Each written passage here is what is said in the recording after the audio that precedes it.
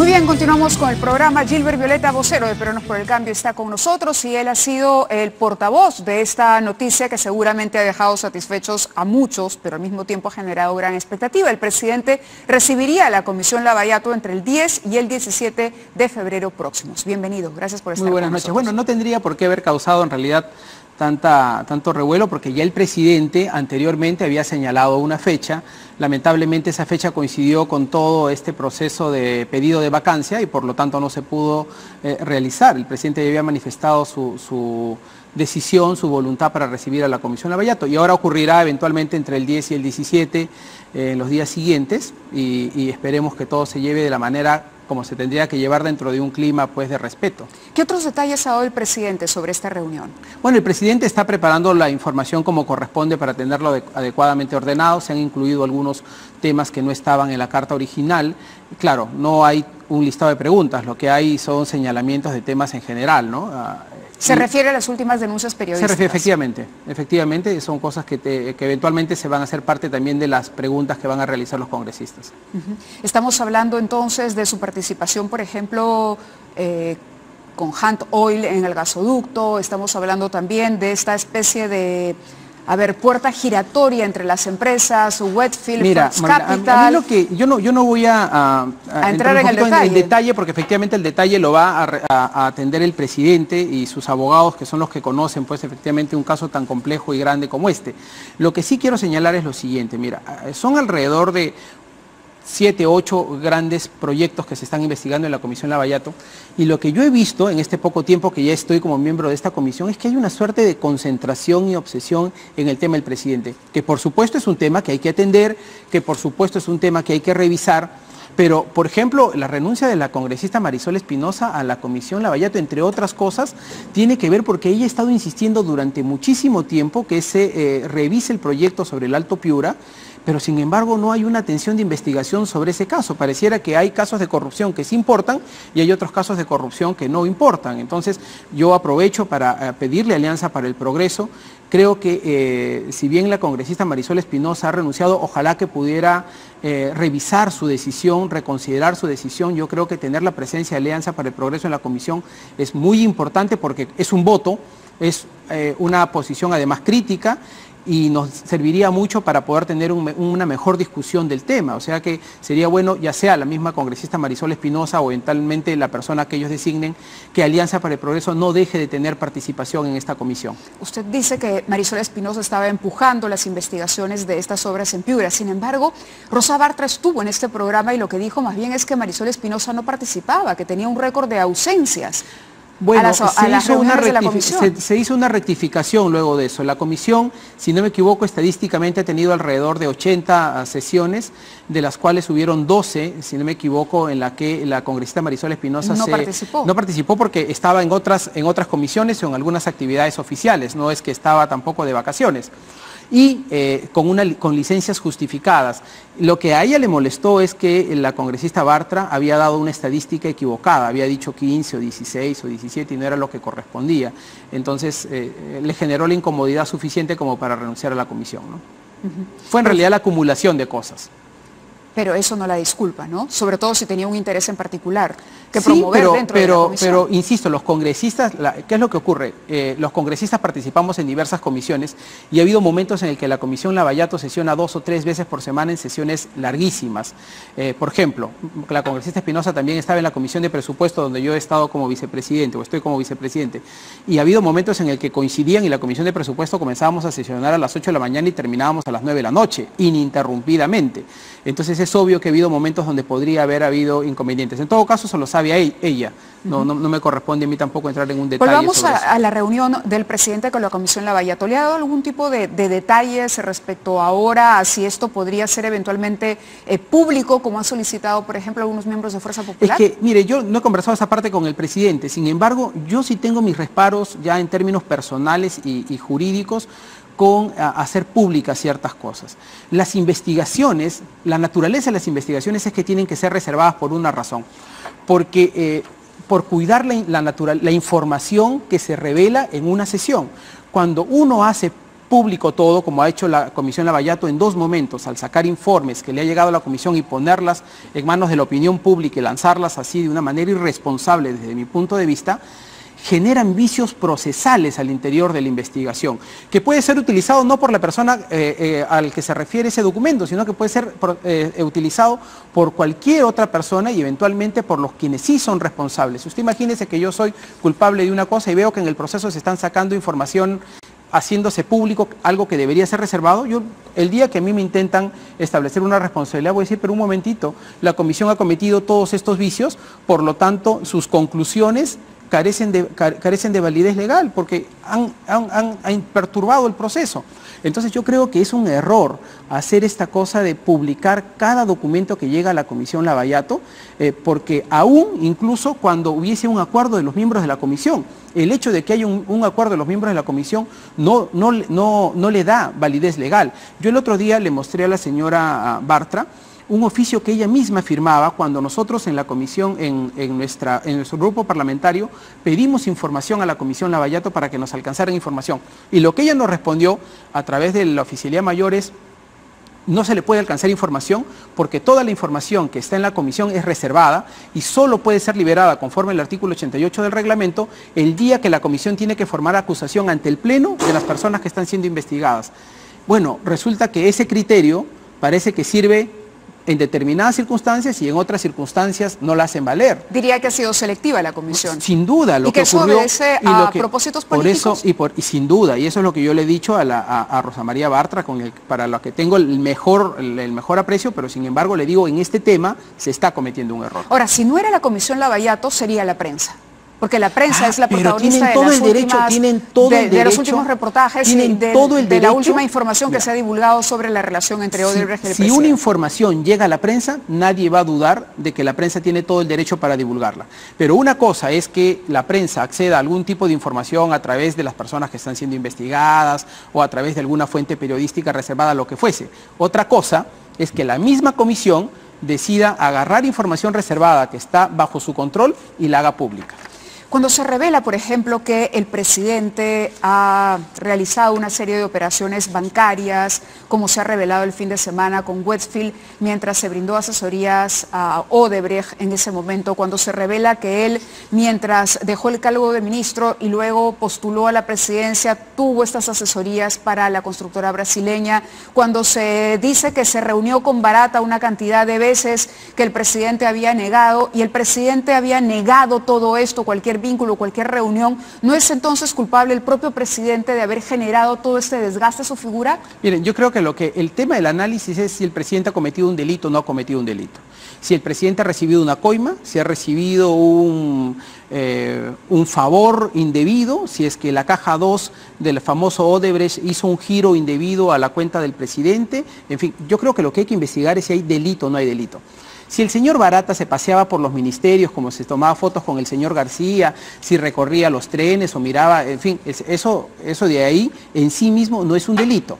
Y si visitaba a un ministro o al otro, tampoco es un delito, más aún si es que el propio ministerio informaba que efectivamente dentro de la agenda del ministro estaban actividades de esta naturaleza. Eso por un lado. Por otro lado, el hecho de que hayan transferencias o que se haya mostrado algunas transferencias de la cuenta del presidente, yo quiero recordar una cosa. La única persona de todos los investigados que por propio derecho, por mutuo propio, decidió abrir toda su información financiera, contable, tributaria, fue el presidente Kuczynski. Cuando se comenzaron a hacer estos cuestionamientos en el Parlamento, lo primero que dijo el presidente es: miren, a diferencia de todos los otros, yo voy a abrir por propia voluntad, no voy a esperar de que venga una autoridad, un juez, un fiscal, a pedir el levantamiento del secreto bancario. Yo, ¿no es cierto?, autorizo a que se me levante el secreto financiero y bancario. En consecuencia, digamos, hay un gesto de transparencia de parte del presidente para poder mostrar toda su información. Creo que eso también tiene que ser valorado. Ahora, ahí es por eso cuando yo insisto en que sacar información parcial perturba la naturaleza de la investigación, porque una investigación es como una película. Cuando tú agarras solamente una fotografía y a partir de una fotografía intentas sacar una conclusión, pierdes todo el contexto de la información. Lo que tenemos que hacer, que es lo que yo insisto con Rosa María Bartra en ese sentido, es tenemos que tener un análisis sosegado, tranquilo, objetivo de todos los hechos de contexto y al final poder concluir adecuadamente. Si fruto de esa investigación se concluye que el presidente tiene responsabilidad, estableceremos y recomendaremos la responsabilidad que corresponda según el derecho. Lo que no puede ser, y creo que ese también es un tema que en todo el país nos ve con preocupación, es que el tema Lavallato sea una cosa de todos los días. Y la agenda del país, la agenda económica, la agenda social, la agenda política esté absolutamente limitado al tema Lavallato. Pero y creo que ahí hay un reto. Que hay un mal manejo, digo, porque creo que ahí hay una responsabilidad desde el gobierno para poder también desarrollar agendas de gestión, agenda de gobierno.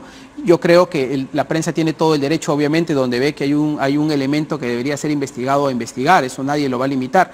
El presidente Kuczynski es un demócrata y respeta, tiene un respeto irrestricto, eso, el jefe de Estado, y tiene un respeto irrestricto por los medios de comunicación, siempre eso creo que hay que saber reconocerlo. Entonces, yo quería destacar sobre tu pregunta lo siguiente. El presidente fue el primero que pidió que se le levante el secreto bancario. Nosotros, en todos los otros casos, hemos tenido que acordar en la Comisión Lavallato, por acuerdo de la comisión, levantar el secreto a otras personas, porque ninguno otro, de mutuo propio, pidió el levantamiento de su secreto bancario. Muy bien, lo hemos tenido que hacer por un acuerdo.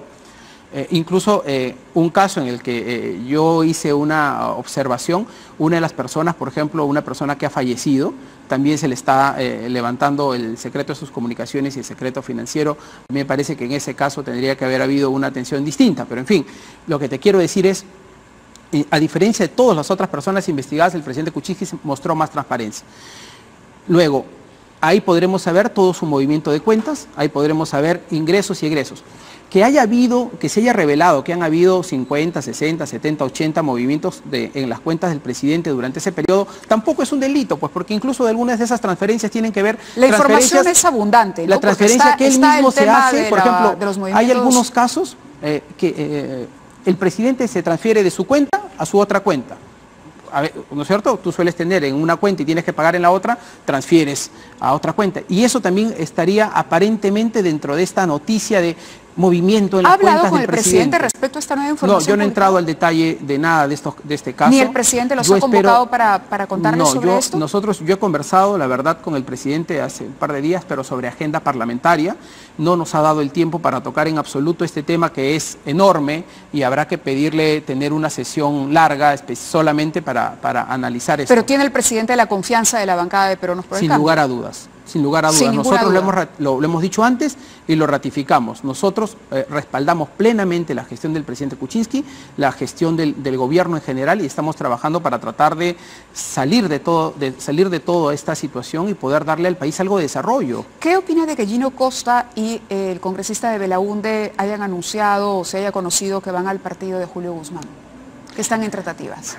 A mí no me sorprende, bueno, están en tratativas, pero la verdad es que yo sí sabía que en el caso del congresista Alberto de Belaunde había participado en algunas conferencias con jóvenes, con Julio Guzmán en Chosica, en Chaclacayo, en eventos con jóvenes, o sea que la verdad es que su acercamiento a ese partido ya viene de antes, no me genera ninguna novedad. ¿No le sorprendió?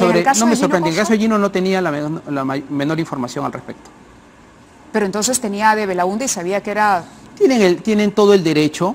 Miren, cuando yo he hablado de una conferencia, no he hablado de más, pero todos tenemos el derecho de, por ejemplo, a mí me encantaría organizar, ahora que estamos organizando una serie de eventos en el partido, organizar diálogos políticos con los secretarios generales de todos los partidos, del APRA, de Acción Popular, con Elías Rodríguez del APRA, con el Mundo del Águila de Acción Popular, con el mismo secretario de Fuerza Popular, en diálogos cerrados o diálogos abiertos, como ellos quieran, en los partidos políticos. ¿Por qué? Porque la construcción de consensos, la construcción del diálogo tiene que comenzar en los espacios políticos y tenemos que ayudar a fortalecer a los partidos políticos con ese tipo de diálogos. Eso no me parece mal.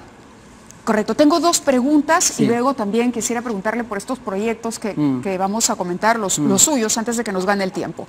Uno, el tema de la Procuraduría Independiente, que era un tema que se supone el gobierno impulsaba, que el propio partido del presidente impulsaba. Y lo estamos impulsando. Sin embargo, tiene el presidente. Luego se cambia al señor Enco cuando el señor Enco se pronuncia en contra de que se aplique la gracia presidencial en el caso Pativilca por el indulto otorgado por el presidente. ¿Dónde queda la intención de una procuraduría independiente si se va a ir destituyendo a todos los procuradores que opinen en contra? Yo te puedo apostar en esta mesa que el año 2021 la señora Ampuero, el señor Enco, la ex procuradora van a ser candidatos parlamentarios o candidatos a algo. La señora Julia Príncipe la señora Julia Príncipe, yo estoy también seguro que destituida sí. porque no quiso destituir a su vez a la señora Ampuero. Porque lamentablemente hay profesionales que teniendo las mejores credenciales legales, ven en esto también una oportunidad para hacerse una vitrina mediática y política, y eso es lamentable. ¿Qué cosa es lo que tenemos que hacer? Ir al tema de fondo. El tema de fondo es que tenemos que crear una verdadera procuraduría anticorrupción, diferenciarla de las procuradurías administrativas, laborales, pero administrativas. Pero cada vez que un procurador opina en contra de los intereses pero ahí necesitamos hacer una cosa. El procurador termina destituido. Pero necesitamos hacer una cosa. Nuestra propuesta en la que hay que trabajar es crear una Procuraduría Nacional Anticorrupción que esté blindada constitucionalmente como el Defensor del Pueblo, el Tribunal Constitucional o el Banco Central de Reserva, que tenga una protección constitucional, es decir, que esté establecida en la propia Constitución la Procuraduría Nacional Anticorrupción y eventualmente que tenga debajo de sí a la Policía Fiscal, que tenga debajo de sí a la Contraloría General de la República como un órgano de alcance nacional. Y que esas personas, esos procuradores entren por un concurso público para que sean personas de altísimo nivel, sean nombradas durante 5 años, 7 años, o como los jueces, 7 años, y que sean inamovibles durante ese periodo. Eso yo creo que sí sería una garantía de que quienes estén al frente de estas instituciones no sean personas que en el camino se politicen, sino que sean personas que verdaderamente opinen con transparencia e independencia. Y bueno, esta era más bien una reflexión. ¿Usted acompañó a Pedro Pablo Kuczynski en la campaña del 2011? Sí, claro. También. Sí, sí. ¿Cuándo el presidente toma, o cuándo Pedro Pablo Kuczynski como ciudadano toma la decisión de tentar una carrera a la presidencia de la República? ¿Recuerda el año? Mire, yo comencé a trabajar el 2008 con PPK y comencé a trabajar con él. Primero él recorrió muchísimo el país y hablaba en todas las universidades del Perú prácticamente como conferencista, públicas y privadas y en las cámaras de comercio locales. Yo creo que la idea estaba siempre probablemente como una posibilidad ser candidato presidencial, pero en la medida de que no tenía un partido político no era muy ¿Y qué cree que lo realista. motivaba? Es que si escucháramos las conferencias del presidente Kuczynski, yo creo que había una preocupación profunda por los problemas reales del Perú. El tema del agua potable, por ejemplo, el tema de la informalidad y el tema de la inseguridad, eran temas que estaban permanentemente en un enfoque del presidente. Y los 3 casos, desde, por ejemplo, una perspectiva claramente económica sobre lo que debería poder hacerse, ¿no? Y en el caso de la informalidad nunca voy a olvidar, pero la informalidad laboral, como la informalidad de la fuerza laboral, yo recuerdo que él tenía una cosa que advertía siempre mucho en el tema de los jóvenes. En el Perú tenemos una ventana demográfica, una ventana de oportunidad por este periodo de 15, 20 años donde todavía tenemos una población joven importante. Pero dentro de 20 años nuestra población anciana va a pasar de 8% a 22%. ¿La ética es un valor importante para el presidente? Yo creo que sí, como para todas las personas. Le hago esta pregunta porque a la luz de todos los hechos y de la cronología que uno puede armar, la línea de tiempo respecto a los trabajos como consultor, como conferencista económico, como asesor en inversión, en fin, a través de sus empresas y su trabajo en el Estado, el presidente lo que ha hecho es un ir y venir, es decir, estuvo en el Estado como ministro, deja el ministerio, se dedica a estas actividades de asesoría y consultoría a empresas privadas que contratan con el Estado, luego se lanza a una carrera presidencial, falla y luego retoma estos trabajos privados, regresa. Entonces, ¿había una vocación de servicio o era más bien un lobista, presidente Kuczynski? No, pero yo no creo que el presidente sea un lobista. Lo que yo creo es que el presidente era un profesional, la verdad, exitoso, nunca dejó de trabajar, y siendo incluso un hombre mayor, siempre estaba tratando de trabajar, de hacer cosas, una persona muy productiva. ¿Pero cree que no cuidó las formas como debería para un candidato que va a la presidencia? Es decir, en algún momento le iban a sacar todo esto en cara. Odebrecht es Odebrecht. Lo que pasa es que yo creo que el presidente probablemente lo que no ha visto es que se iba a enfrentar a una oposición tan dura en donde las interpretaciones de los hechos finalmente podían darse de una manera más allá de la realidad. Y claro, ahora está clarísimo que toda esta circunstancia de sus servicios profesionales y sus cosas se prestan para que el Parlamento pues genere esta suerte de juicio. ¿Se prestan o hablan, no sé, de un comportamiento errático de una persona que quería asumir el más alto grado, el más alto cargo en un país, pero que sin embargo no renunció a estos negocios con contratistas ni a estas reuniones con contratistas que acabaron siendo tremendamente corruptos? Yo recuerdo que durante los últimos años todo el mundo decía, necesitamos que los empresarios entren a la política y que los empresarios que tienen una mirada más moderna, de modernización del Estado, de generación de riqueza, de empleo, entren para que puedan ayudarnos. Bueno, Pedro Pablo Kuczynski, eres un consultor económico, un hombre exitoso, un hombre de empresas, ha entrado y ahora resulta que queremos que salgan del mundo público. Creo que lo que tenemos que hacer es entender también que hay gente que como él trabajan, han sido muy exitosos, tienen una carrera profesional encima, tienen una historia encima, pero que probablemente estamos ahora haciendo un juicio político de lo que ha sido una actividad profesional y hay que ser cuidadosos. Lo que sí creo es una cosa, creo que sabremos finalmente y podremos tener una posición final el día que terminemos la investigación. Correcto. Lo que no me parece apropiado es generar sentencias prematuras sobre un caso que está a mitad de investigación.